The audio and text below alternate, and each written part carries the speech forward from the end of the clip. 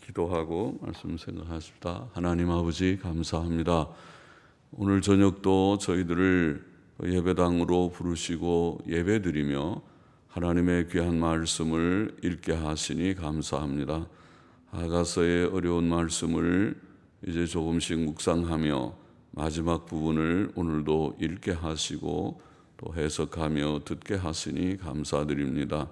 하나님 아버지, 이 시간도 종은 부족하오니 주의 영 살아계신 하나님의 성령께서 우리 가운데 계심을 믿사오니 부족한 종의 심령과 또 사랑하는 모든 주의 백성들의 심령 가운데 거하시고 주 예수 그리스도의 이름으로 두세 사람이 모인 곳에 함께 계시며 또 우리 가운데 일하시고 역사하심을 믿사오니 하나님의 영 성령께서 오늘도 말씀하여 주시고 말씀을 깨닫게 하여 주시고 기록된 책의 말씀의 뜻을 바르게 해석하며 바르게 이해하게 하여 주시고 거기에 담긴 하나님의 교훈을 오늘도 기억하게 하여 주옵소서. 성경 말씀이 우리에게 익숙하여 늘 말씀의 교훈이 우리 속에 분명하게 하시고 또 항상 기억하게 하시고 그것을 우리의 실생활에 적용하게 하셔서 말씀이 우리의 인격이 되고 삶이 되게 하옵소서. 예수님의 이름으로 기도하옵나이다. 아멘. 아멘. 자, 오늘은 아가서 마지막 부분 좀 생각해 보십시다. 아가서 8장 8절부터 14절 8절 보십시다. 우리에게 있는 작은 누이는 아직도 유방이 없구나.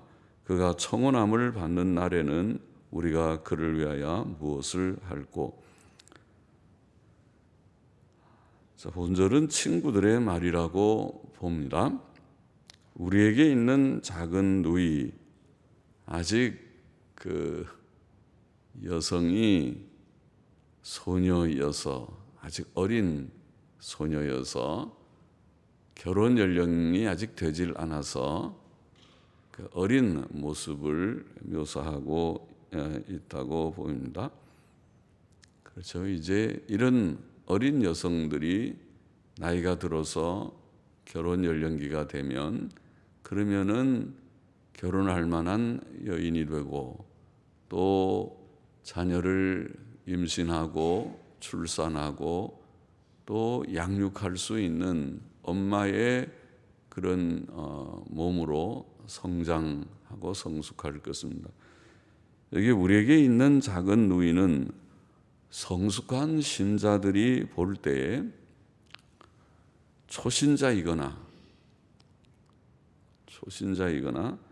또 유대인들의 교회에서 볼 때 장차 교회에 편입될 이방인들의 교회를 가리킨다고 보입니다. 그는 아직 어리며 결혼할 만큼 성숙되지 못하여서 자녀를 출산하거나 양육할 만하지 못합니다. 아직 임신할 만한 나이가 되지 못하고 자녀를 출산해도 아기에게 젖을 빨리고 아기를 키울 만한 그런 성숙한 몸이 되지 못한 모습이라고 하겠습니다.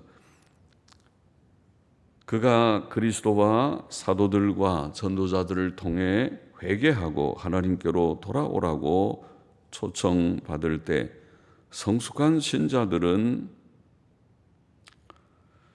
혹은 유대인의 교회는 그를 위해 무엇을 할 수 있는가? 그가 청혼함을 받는 날에는 우리가 그를 위하여 무엇을 할꼬?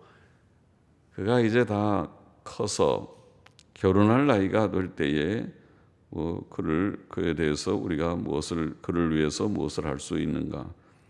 바리새인들과 서기관들은 세리와 죄인들이 예수께로 나오는 것을 원망하고 불평하였습니다.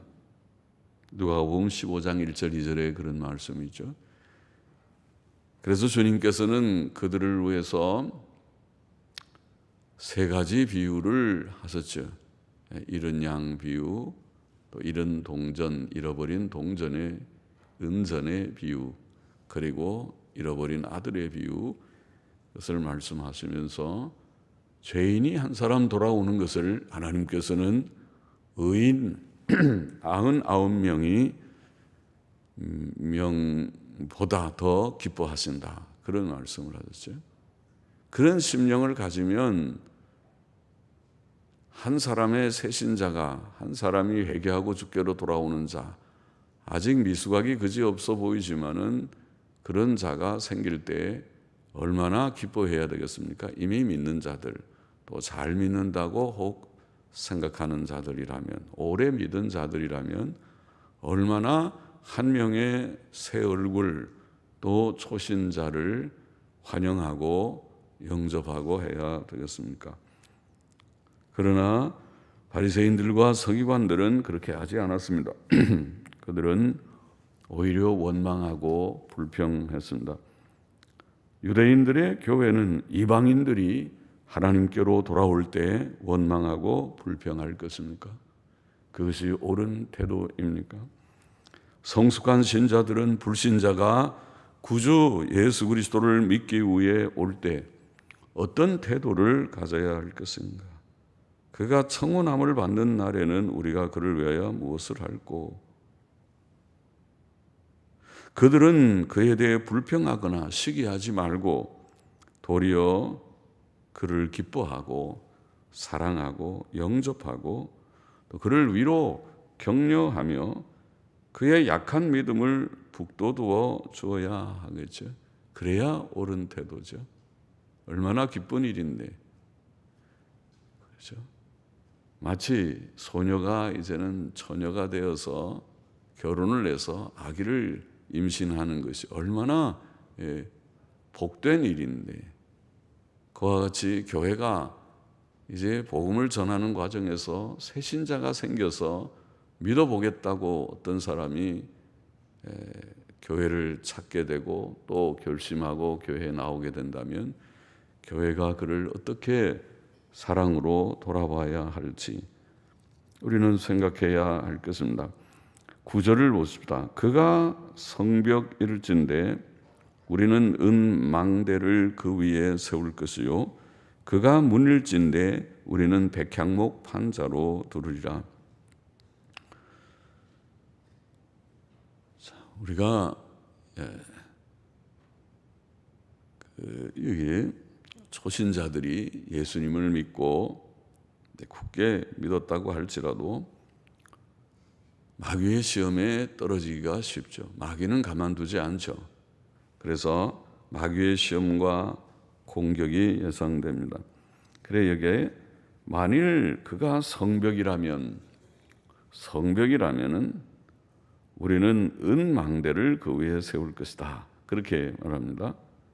원수가 공격해 오는 것을 막기 위해서 성벽을 튼튼하게 세우고 그 성벽 위에다 망대들도 곳곳에 세워서 적이 침입해 오는 징조를 잘 포착하게 하죠.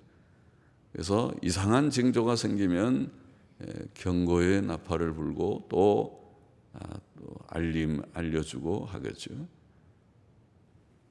그와 같이 만일 성벽이라고 하면 은망대, 이건 은망대라고 우리는 번역하기도 했지만은 티라라고 하는 말은 영어 성경에는 흉벽이라는 말은 우리가 성벽에 그 톱니 모양의 이런 그 맨 위에 그 톱니 자국의 난간이라고 할지, 성벽이라는 것은 그렇게 막 높은 것이 아니라 이게 가슴 높이의 벽이기 때문에 흉벽이라고 부른다고 합니다. 그래서 그것은 이제 이쪽에 우리 편 사람들이 적군의 침입을 잘 볼 수 있게 그렇게 막 이렇게 된 그 사이로 쳐다보면서 적군이 오면 그것을 빨리 발견하기도 하고 전쟁할 때 접근하지 못하도록 거기서 화살도 쏘고 또 자기는 막기도 하고 숨기도 하고 하는 그런 이제 벽이죠. 그것이 흉벽입니다.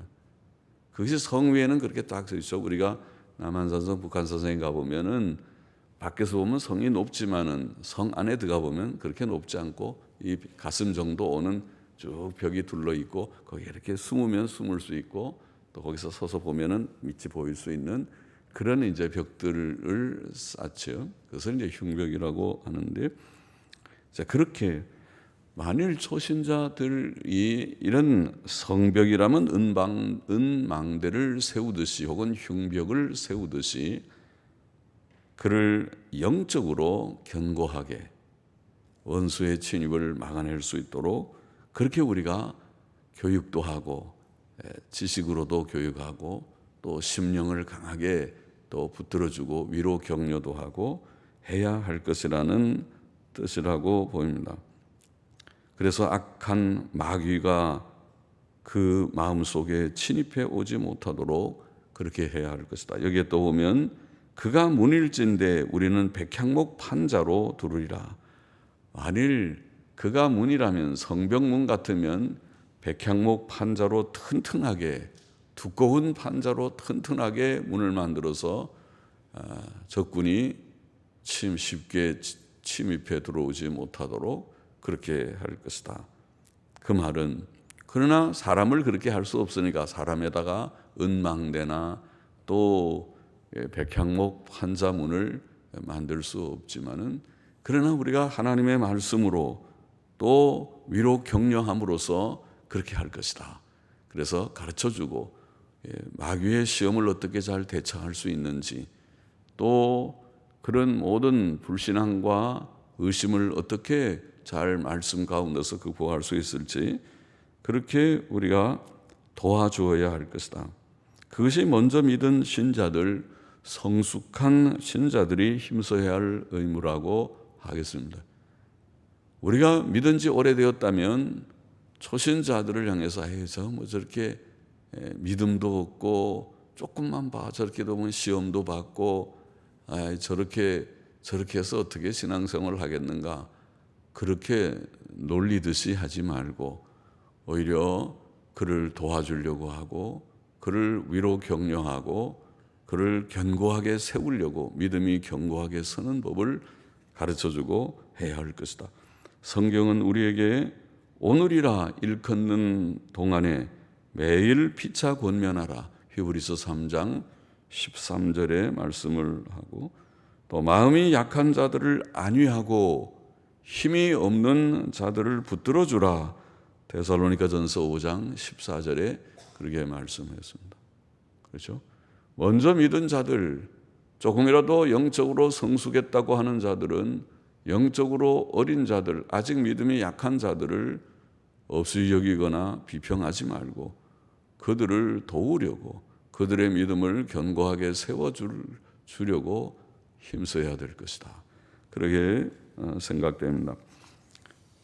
10절 말씀 보십시다. 나는 성벽이요 나의 유방은 망대 같으니 그러므로 나는 그의 보기에 화평을 얻은 자 같구나. 본절은 신부의 말이라고 봅니다. 신부는 교회를 상징할 것입니다. 신부는 자신을 성벽이라고 표현합니다. 성벽은 도시를 원수의 침공으로부터 방어하는 벽이라고 방금 설명했습니다. 옛날의 도시들 중에는 성벽이 있는 도시도 있고 성벽 없는 도시도 있었을 것입니다.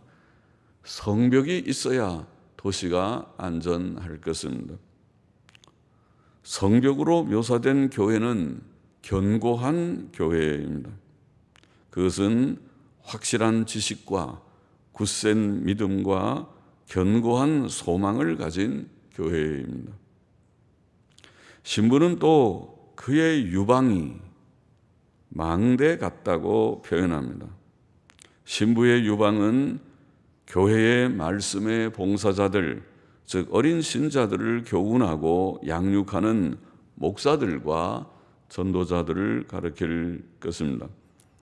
신부의 우뚝 솟은 유방은 망대에 비유되었습니다. 망대는 적의 동태를 살피고 분별하여 대처하는 용도로 쓰이는 곳입니다. 이와 같이 교회의 목사들은 굳건한 믿음과 영적인 분별력을 가지고 하나님의 양들을 교훈하며 인도해야 할 것입니다. 신부는 이제 그러므로 나는 그의 보기에 평안을 얻은 자와 같구나 라고 고백합니다. 주께서는 그를 진실이 믿고 따르는 자들에게 평안을 풍성히 부어주십니다. 평안을 얻은 자입니다. 이사야 26장 1절에 보면 이렇게 말씀했습니다. 우리에게 견고한 성읍이 있으며, 견고한 성읍이 있으며, 교회를 묘사한 것이죠. 여호와께서 구원으로 성과 곽을 삼으시리로다. 이 교회가 견고한 교회라, 견고한 성과 같아서 마귀가 그렇게 쉽게 침입하지 못하는 그런 교회입니다. 성과 곽을 삼으시리로다. 너희는 문들을 열고 신을 지키는 의로운 나라로, 신이라는 건 신실함이라는 말인데, 신실함을 지키는 의로운 나라로 들어오게 할지어다. 참 교회는 하나님을 믿고 더 믿고 충성하는 신실한 교회입니다. 신실함은 충성을 말하죠. 믿음과 충성을 말합니다. 믿음이 충만한 것이 신실함이죠. 그래서 신을 지키는 의로운 나라로 들어오게 할지어다. 주께서 심지가 견고한 자를 평강의 평강으로 지키시리니 이는 그가 주를 의뢰함이니이다. 우리가 하나님을 굳게 믿으면 그것이 하나님의 참된 교회가 되고 견고한 성과 같이 되고 하나님께서 우리를 지켜주시는데, 물론 그 안에 속한 우리 신자들도 심지가 굳은 자들, 신실한 자들, 주님을 믿고 또 믿는 자들, 주님을 의뢰하는 자들이어야 하지만은 그들에게 하나님께서 평강의 평강으로 지키신다, 이런 말씀을 하셨습니다. 그러면 여기 오늘 본문과 같이 하나님께서는 하나님의 교회, 든든히 세우신 교회에 평강의 복을 주시는 것입니다. 나는 그의 보기에 화평을 얻은 자, 화평이라는 샬롬이라는 말은 우리가 하는 대로 평안입니다. 평안을 얻은 자와 같구나. 하나님께서 믿는 자들에게 주시는 복은 1차적으로 평안입니다. 심령의 평안, 또 몸에도 상당한 건강을 주실 것입니다. 일용할 양식에 궁핍이 없게 하실 것입니다. 하나님께서 우리의 삶에 평안을 주시는 것이 땅 위에서 주시는 큰 복이 아닙니까? 다 땅에서 안녕하지 않기를 원하는 사람이 아무도 없을 것입니다. 하나님께서 땅 위에서 우리에게 평안을 주시다가 진짜 천국으로 우리가 인도함을 받을 때 거기에서는 충만한 평안, 거기에는 조금도 불행한 일이 없는 충만한 평안을 누리게 하실 것입니다. 예수께서도 제자들에게 말씀하시기를 평안을 너희에게 끼치노니 곧 나의 평안을 너희에게 주노라. 내가 너희에게 주는 것은 세상이 주는 것 같지 아니하니라. 너희는 마음에 근심도 말고 두려워하지도 말라. 제자들에게 주신 은혜 중에 하나가 평안이었습니다. 복 중에 하나가 평안이었습니다. 그래서 제자들이 다 연약하죠. 우리와 같죠. 그래서 주님 당시에 제자들이 마음의 연약과 불안과 근심 걱정이 없지 않지만은 그들에게 평안을 선언하듯이 내가 너에게 평안을 주노라. 세상이 줄 수 없는 평안을 주노라. 너희는 마음에 근심하지 말고 염려하지 말아라. 그렇게 주님께서 말씀하십니다. 이 평안을 오늘 우리가 누려야겠죠. 오늘날도 하나님께서 그 평안 주실 줄을 믿습니다. 염려하지 말고 두려워하지 말고 오직 믿음에 굳게 서고, 주님, 내가 죄 지으면 이거 잃어버려요. 죄 지으면 평안 다 잃어버리고 항상 죄 지은 사람은 두근반 세근반 하는 것입니다. 두렵고 이러다가 하나님 앞에 벌받지 그러다가 꽝 하나님 앞에 벌을 받는 것이 죄 짓는 사람의 사는 그 삶의 길이고, 하나님을 경외하고 하나님의 뜻대로 믿음으로 살고 순종으로 살고 하나님의 뜻대로 살고자 하는 자는 그들도 똑같은 인간이기 때문에 땅 위에서는 어려운 일이 당하면 마음이 떨리고 또 미래를 생각하면 모든 것이 막연하고 불확실하고 불안하고 똑같은 그런 인간이지만은, 그러나 하나님께서 우리에게 큰 평안 주심으로써 현재를 살고 또 미래를 내다보면서도 별로 두려워하지 않고 염려하지 않는 하나님께서 주신 평안 때문에 그런 줄을 믿습니다. 이 평안을 누리면서 살고 체험하면서 살아야 하겠다는 것입니다. 11절 보십시다. 솔로몬이 바알 하몬의 포도원이 있어 지키는 자들에게 맡겨두고 그들로 각기 그 실과를 인하여서 은 1천을 바치게 하였구나. 신부는 솔로몬이 바알 하몬의 큰 포도원을 소유하고 있는데 그것을 지키는 자들에게 맡기고 그들로 그 실과를 인해 은 1천을 바치게 한다고 말합니다. 이사야 7장 23절에 보면은 포도나무 한 주에 한 그루 말이죠. 한 주에 은 한 개씩의 가치라고 말하는데, 그러면 그의 포도원은 포도나무가 1,000주나 되는 포도원일 것입니다. 그러니까 은 1,000개를 받는다, 그런 표현을 했습니다. 바치게 하였다, 그렇게 표현했습니다. 그러면 1,000주가 되는 포도나무가 1,000주가 있는 포도원은 꽤 큰 포도원일 것입니다. 또 거기에서 일하는 농부들도 많았을 것입니다. 여기에 솔로몬은 주 예수 그리스도를 상징한다고 하겠습니다. 교회는 큰 포도원과 같다고 표현되었다고 봅니다. 1,000주, 포도나무 1,000주나 되는 포도원, 큰 포도원이고, 주님께서는 바로 그 포도원 주인이신데, 포도원 주인 되신 주님께, 하나님께 풍성한 실과를 바쳐야 한다. 은 1천을 바쳐야 한다, 그렇게 표현합니다. 12절 보십시다. 솔로몬 너는 1천을 얻겠고, 우리가 번역을 이렇게 했지만은 아마 또 다르게 좀 더 신부가 신랑에게 좀 우리 한국식으로 높임말의 표현을 사용할 수도 있겠죠. 솔로몬 너는 1천을 얻겠고 실과 지키는 자도 200을 얻으려니와 내게 속한 내 포도원은 내 앞에 있구나. 자, 신부는 솔로몬이 1천을 얻겠고 실과 지키는 자들이 200을 얻을 것이다, 그렇게 말하는데, 실과 지키는 자들 혹은 포도원 농부들은 교회의 목사들과 전도자들을 가리킬 것입니다. 하나님께서는 교회의 풍성한 선한 열매들을 통해 영광을 받기를 원하십니다. 그것은 은 1,000개로 표현됩니다. 그러나 포도원의 농부들에게도 은 200이 돌아간다고 표현됩니다. 그것은 교회의 일꾼된 주의 종들에게 주어질 상을 가리킨 것 같습니다. 사도 바울은 심는 이와 물 주는 이가 일반이나 각각 자기의 일하는 대로 자기의 상을 받으리라, 그렇죠?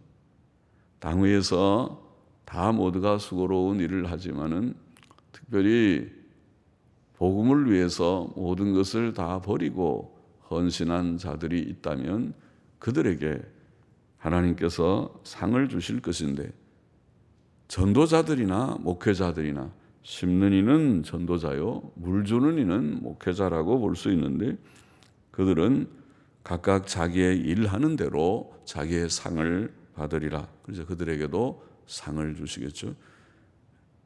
그들은 세상의 모든 좋은 것들을 위하여 일하고 소득을 얻고 그것을 누리고 하지는 못하지만은, 그러나 하나님께서 장차 그들에게 좋은 것으로 상 주실 것이죠. 내게 속한 내 포도원은 내 앞에 있구나. 자, 이 말은 신랑의 말일 것이라고 매튜 불이나 매튜 헨리나 박윤선 목사님이 이렇게 주석을 합니다. 신랑의 말일 것입니다. 내게 속한 내 포도원은 내 앞에 있구나. 이제 포도원의 소유는 사실 주님이시잖아요. 우리가 아니고 신부의 소유가 아니고 신랑의 소유일 것 같죠. 교회는 주 예수께서 친히 피 흘려 사신 그의 특별한 소유이며 영원토록 그러하고 밤낮 또 세상 끝날까지 그의 보호와 돌보심을 입을 것입니다. 주 예수께서는 요한계시록에 보면 오른손으로 7뼈를 붙잡으시고, 그게 7뼈는 교회의 목사들을 가리켰고, 또 7 금촉대 사이로 금촉대는 교회를 가리켰다고 했습니다.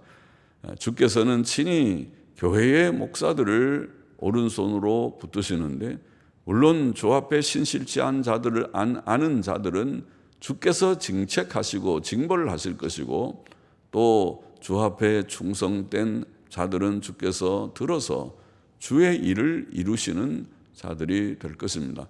오늘 시대는 많은 목사들이 있지만은 배교에 앞장선 목사들도 많고, 주님께서 버려서 배교의 시대의 교회를 오히려 배교의 길로 이끄는 일에 앞잡이가 된 자들도 많아 보이지만은, 그러나 하나님께서 신실하게 쓰셔서 하나님의 일들, 이 배교와 타협과 혼돈의 시대에도 그렇지 않은 신실한 종들을 처처에 두실 줄을 믿습니다. 두시기를 우리가 소망합니다. 두셨을 줄 믿습니다. 엘리야 시대에 엘리야 혼자만 있어 보이지만은 그렇지 않고 바알에게 무릎을 꿇지 않은 7천을 남겨두시는 하나님께서 오늘 이 시대에도 모두들이 다 넓은 길로 가고 인본주의로 가고 배교와 타협하고 또 그들의 인기 영합적인 길로 간다고 할지라도 그렇지 않은 신실한 종들과 성도들을 처처에 두실 줄을 알고, 그런 교회들도 처처에 남겨져 있기를 소망합니다. 13절 보십시다. 너 동산에 거한 자야, 동무들이 내 소리에 귀를 기울이니 나로 듣게 하려구나. 이것은 봄의 신랑의 말이라고 보이는데 너 동산에, 동산들, 간님이라고 하는 간이라는 말이 동산이라는 말인데, 간님이라는 말은 복수입니다. 동산들에 거한 자야, 동무들이 내 소리에 귀를 기울이니. 자, 신랑은 신부를 동산들에 거한 자라고 표현합니다. 신부는 성도들의 모임인 교회를 가리킵니다. 성도는 세상의 황량한 들판에 내던져진 존재가 아니고 이 세상에서 구원함을 얻은 자들입니다. 주께서는 제자들에게 너희가 세상에 속하였으면 세상이 자기의 것을 사랑할 터이나 너희는 세상에 속한 자가 아니요 도리어 세상에서 나의 택함을 입은 자인 고로 세상이 너희를 미워하느니라고 말씀하셨습니다. 그러므로 성도들의 모임인 교회는 하나님의 특별한 사랑을 입은 곳, 하나님께서 택하시고 구원하시고 지키시고 돌보시는 곳, 즉 하나님의 동산과 같다고 하겠고, 동산들이라는 복수명사는 많은 개척교회들, 각 지역의 회중들을 가리킨다고 봅니다. 세계의 여러 지역에는 하나님의 동산들이 많이 있고 거기에는 하나님의 특별한 관심과 사랑이 있습니다. 교회들은 하나님의 포도원 동산들과 같습니다. 신랑은 친구들이 신부의 소리에 귀를 기울인다고 말합니다. 동무들이 내 소리에 귀를 기울이니 나로 듣게 하려무나. 친구들은 천사들을 가리키는 것이 아닌가 싶습니다. 성경은 여호와의 사자가 주를 경외하는 자를 둘러 진치고 저희를 건지시는 도다라고 말하고, 또 모든 천사들은 부리는 영으로서 봉사하는, 부린다는 말은 봉사한다는 뜻인데 섬기는, 봉사하는 영으로서 구원 얻을 후사들을 위해 섬기라고 보내신 자들이라고 말합니다. 그들은 성도들이 주께 올리는 찬송과 기도의 소리를 듣고 기뻐할 것입니다. 우리가 찬송 부르고 기도하면 하늘의 천사들이 먼저 기뻐할 것입니다. 또 이제 신랑은 자신이 신부의 목소리를 듣기 원한다고 말합니다. 동무들이 내 소리에 귀를 기울이니 나도 듣게 하려무나, 그렇게 말합니다. 주님은 우리의 진심의 예배를 원하십니다. 형식적인 마음이 없는 그런 예배가 아니고 우리의 마음이 주님을 향하여 간절해서 예배 시간 전에 달려나와 마음으로 기도로 준비하고 또 진지하게 하나님 앞에 찬송가를 부르고 기도를 올리고 또 성경을 읽고 성경 말씀을 우리가 묵상하고 해석하는 것을 진지하게 그것을 깨달으려고 하고 다시 기억하려고 하고, 뭐 성경 말씀 모르는 것이 많이 없겠죠. 아가서 같은 것은 상징적인 것이 좀 있어서 해석하고도 잘 잊어버리고 그럴 수 있지만은 성경을 읽으면은 대략적인 뜻은 잘 알겠죠. 다시 또 기억하고, 모른다기보다 알지만은 자꾸 잊어버리고 또 아는 것이 나의 인격이 되지 못하고 나의 삶이 되지 못하는 것이 문제죠. 우리가 성경 말씀이 나의 인격이 되고 삶이 된다면 진짜 주께서 쓰실만 하고 주님만 쓰시는 것이 아니라 모든 성도들도 그를 좋아하겠죠.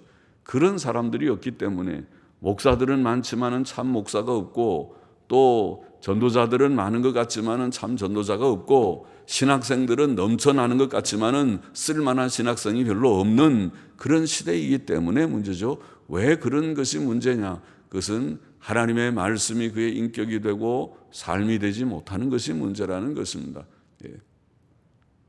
하나님의 말씀을 늘 죄하로 묵상하고 그것을 또 듣고 복습하고 내게 적용하고 다시 기억하고 진지한 겸손한 이런 마음가짐이 없어요. 그런 마음가짐으로 성경을 읽지 않고 말씀을 듣지 않으니까 그것은 변화되지를 않아요. 그런 사람은 쓸모가 사실은 없죠. 그건 높은 마음을 가진 사람들은 하나님 앞에서 하나님께서 쓰지를 않죠. 또 높은 마음 자체가 아직 인격이 제대로 되지 못한 것이고 높은 마음 자체가 이미 그에게 불완전함을 보이는 것이죠. 그러니까 겸손히 하나님의 말씀을 읽고 또 그 말씀을 진지하게 듣고 받고자 하는 마음가짐이 없으면 기본이 벌써 되지 않은 사람이죠. 그런 사람은 결코 주님께서 쓰실 만한 사람이 되지 못할 것이라고 봅니다. 여기 하나님께서 원하시는 것은 우리의 진심입니다. 진심으로 우리가 예배하고 진지하게 예배하고 예배하기를 좋아하고 사모하고 또 하나님의 말씀 듣기를 우리가 좋아하고 하나님께 기도를 올리기를 좋아하고 찬송을 부르기를 좋아하고 우리의 찬송 소리를 하나님이 기뻐하실 것입니다. 우리가 성경 읽는 소리를 하나님께서 기뻐하실 것입니다. 근래에 저는 터득한 것이지만은 이게 성경을 소리를 내서 읽는 것이 참 좋은데 때때로 이제 힘이 드니까 이제는 나이가 자꾸 들고 그러면은 소리를 많이 내면 그것이 좀 이제 에너지가 많이 소모되고 하죠. 그래서 힘이 들고 또 좀 목이 아플 수 있고 그렇지만은 이것이 성경을 소리 내서 읽는 것이 그래서 옛날에 이방 종교인들도 유교의 사람들도 경을 소리를 내서 읽는 것이 그 사람들이 그래도 일리가 있다. 그것이 소리를 내서 바로 읽으면은 졸음도 없어지고 잡념도 사실은 딱 정신만 차리면 잡념이 없어지고 눈으로 보고 귀로 듣고 입으로 말하고 상중 효과가 있고 그리고 하나라도 적당히 넘기지 않고 또박또박 읽어 나갈 수 있는 장점이 많이 있겠구나. 그리고 또 특별히 제가 신학생들한테 그런 얘기를 많이 해서 소리를 내서 많이 읽으세요. 그래야 여러분들이 기도도 강당에 올라가서 소리를 내서 기도하세요. 그래야 목청이 터져서 목이 설교를 할 때 시원시원한 그런 소리가 나오지 답답하게 듣기 답답한 그런 목소리가 나오지 않게 여러분이 기도로 목 훈련도 자연히 하세요. 목 훈련 따로 하지 말고 발성 훈련이 따로 자연히 되게 하고 또 성경을 소리내서 자꾸 읽고 하면 자연히 목청 훈련이 되고 도움이 될 것입니다. 그런 얘기를 이제 좀 해보고 그러는데 소리를 내서 우리가 성경도 읽고 찬송가도 부르고 또 기도도 소리를 내서 하고 이런 것은 하나님께서 듣기를 원하시는 음성이 아닙니까? 내가 신부의 소리를 듣기를 원한다. 나로 듣게 하려무나. 하나님께서는 우리의 소리를 듣기를 원하는데 다 벙어리들만 돼서 소리를 내지를 않아요. 전부 기도를 해도 묵상하다가 졸기태반이고 공상망상을 하기 태반이고 그렇게 벙어리들이 다 돼가지고 하나님은 입을 우리어 주셔서 입으로 또박또박 말하게 하는데 마치 자기 부친 앞에 가서 아버지 앞에 소원하는 자식처럼 아버지 앞에 앉아가지고 가만히 입 다물고 묵상하듯이 앉아있으면 아버지가 답답하기 그지없죠. 너 왜 왔냐?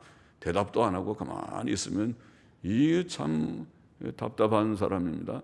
정신이 없는 사람입니다.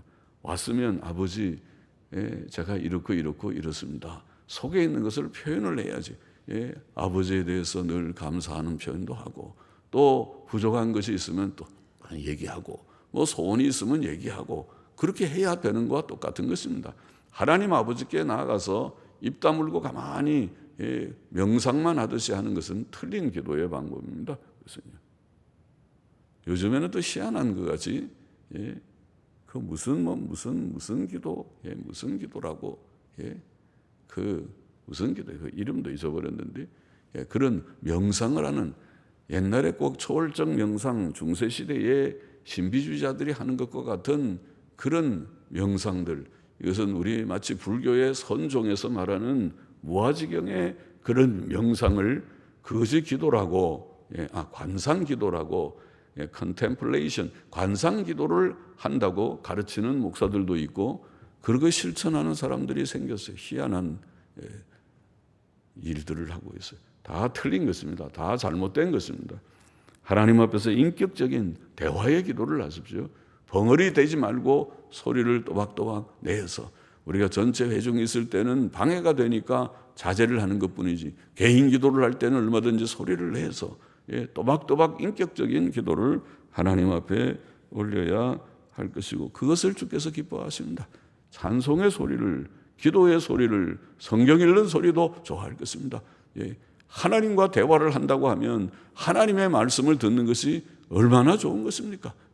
그것이 참 대화가 아닙니까? 하나님의 말씀을 듣는 것이 성경 읽는 것이고 내가 기도하는 것이 하나님께 아뢰는 것인데 말씀과 기도가 없으면 대화도 없는 것입니다. 하나님과의 교제가 없는 것입니다. 14절 보십시다. 나의 사랑하는 자야 너는 빨리 달리라. 향기로운 산들에서 노루와도 같고 어린 사슴과도 같아여라. 본문은 신부의 말입니다. 신랑은 신부의 사랑하는 자입니다. 교회와 성도들은 주 예수 그리스도를 사랑합니다.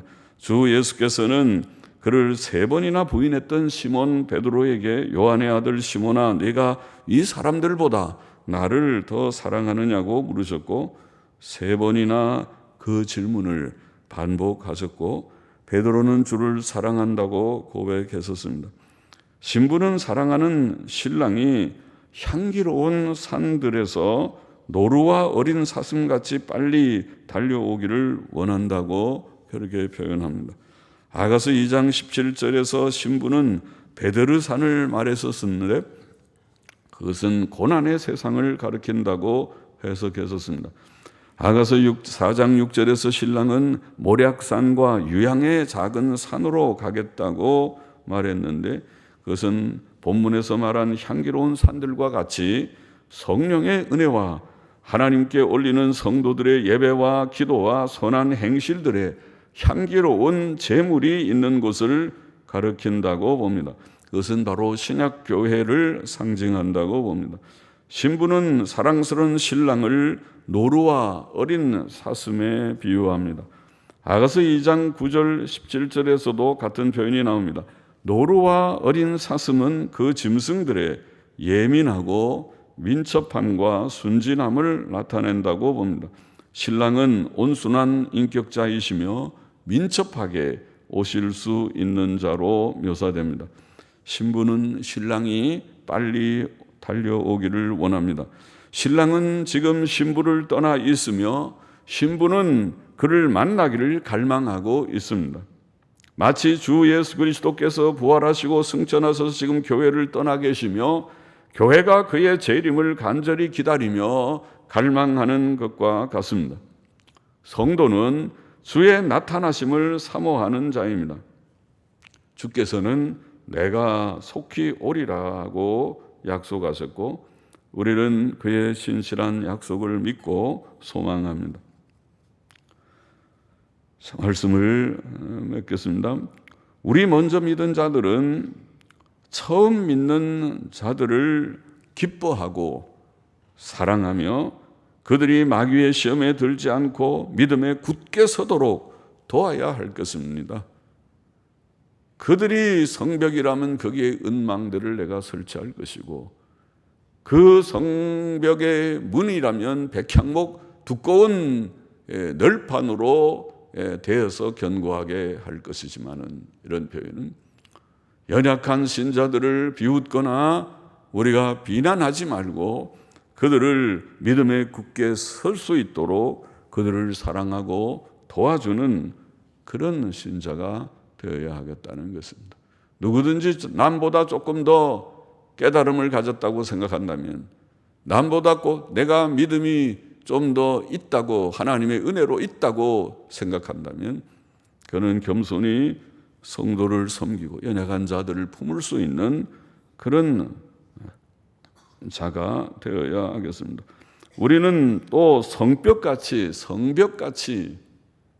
견고한 교회를 이루어야 하겠습니다. 믿음과 소망을 굳게 가지는 성도의 회가 되어야 하겠습니다. 원수 마귀의 괴계와 악한 일들을 잘 분별하고 물리치는 견고한 교회 말입니다. 또 그런 교회는 하나님께서 풍성한 평강을 누리게 하십니다. 평안의 복을 주시는 것이다. 그렇게 말했습니다. 우리의 믿음이 견고하고 성벽 같은 믿음과 소망을 가지는 가운데 심지가 굳세어서 하나님을 의뢰하는 가운데서 하나님이 주시는 풍성한 평안을 이 불안한 세상, 불안정한 세상, 불확실한 미래를 살아가야 하는 우리들 심령 속에 하나님이 주시는 풍성한 평강이 우리에게 넘치기를 원합니다. 평안으로 승리하며 살기를 원합니다. 또 교회는 예수 그리스도께서 친히 소유하시고 보호하시고 관리하시는 포도원과 같다고 했습니다. 큰 포도원입니다.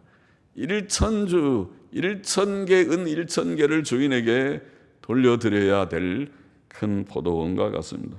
우리는 주님을 위해서, 주의 교회를 위해서 충성하는 우리가 되어야 하겠습니다.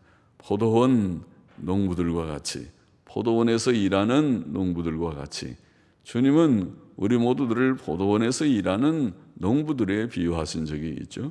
포도원 일꾼과 같이 우리가 주의 일을 어떤 부분에서든지 주의 일을 내가 맡고 받들어서 충성하는, 그 사람 충성된 농부야. 저 사람 교회에서 없었으면 안 될 충성된 그런 인자다. 그렇게 되게끔, 그 사람 교회에서 별 쓸모가 없어. 그 사람은 차라리 없으면 좋겠어. 있어서 말썽만 부리고 그 아무 유익이 없는 사람이야. 그런 사람보다 저 사람은 꼭 있어야 돼. 그렇죠. 어디에서나 다 그렇죠. 일반 직장도 마찬가지일 것입니다. 그 사람은 꼭 필요한 인재야. 이렇게 되면 좋겠죠. 교회도 마찬가지. 하나님 보시기에 그 사람은 꼭 필요해. 있어야 돼. 꼭 이 교회에 필요한 인재다. 그렇게 되기를 원합니다. 또 우리는 하나님의 동산에서 음성으로 하나님께 아뢰기를 원합니다. 하나님께서는 우리의 음성을 듣기를 원하신다고 했습니다. 우리의 예배드리는 찬송의 음성, 기도의 음성을, 또 하나님의 말씀을 읽는 음성을, 또 혹은 우리의 부족을 고백하는 회개의 기도의 음성을, 또 말씀을 전파하는 음성을 듣기를 원하십니다. 또 우리는 주 예수 그리스도를 사랑하고 사모하여야 되겠다. 이게 보면 신랑이 오기를, 빨리 달려오기를 사모하는 것으로 아가서가 끝나는데, 이 사랑의 노래가 끝나는데, 우리가 주님을 사랑합니까? 사랑합니까? 주님의 재림을 사모합니까? 우리의 마음이 식어지지 않고 주님을 잊어버리지 않고 주님은 다시 올 날을 지금 고대하고 꼽고 준비하고 계신데 우리는 세상에 빠져가지고 주님 오시는 거 별로 관심도 없고 오늘도 세상 일 바빠서 집 사고 땅 사고 돈 벌고 먹고 마시고 세상의 즐거움에 빠져가지고 사는 어리석은 자가 되지 말고 주님의 오심을 우리도 사모하고 주여 오시옵소서. 우리도 사모하면서 기다려야 하지 않겠습니까? 주의 재림을 사모하십시다. 내가 속히 오리라고 약속하신 대로 그는 진실로 다시 오실 것이니 우리 성경 맨 끝에 사도 요한의 고백과 같이 아멘 주 예수여 진실로 오시옵소서. 아멘 주 예수여 오시옵소서. 진실로 오시옵소서. 그렇게 고백하는 우리가 되기를 소망합니다. 기도하십시다. 하나님 부족한 종이 오늘도 아가서의 이 마지막 부분을 조금 해석하며 증거하여 싸우니 이 말씀을 나눈 모두들이 말씀을 마음에 새기면서 주님을 믿는 진실한 제자들, 진실한 성도들, 견고한 성도들, 성숙한 성도들이 다 되고 믿음으로 충성하며 사는 자들, 하나님의 평강을 누리는 자들, 또 주님의 재림을 사모하고 대망하는 자들이 다 되게 하여 주시기를 소원하며 예수님의 이름으로 감사하며 기도하옵나이다. 아멘. 아멘.